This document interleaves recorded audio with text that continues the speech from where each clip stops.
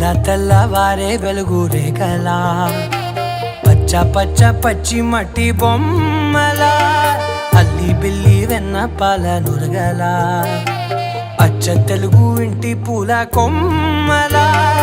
దేవదేవుడే పంపగా ఇలా దేవతే మా ఇంట అడుగే పెట్టెనంట బ్రహ్మ కళ్ళలో కాంతులే మా అమ్మలా మా కోసం మళ్ళీ లాలి పాడేనంట.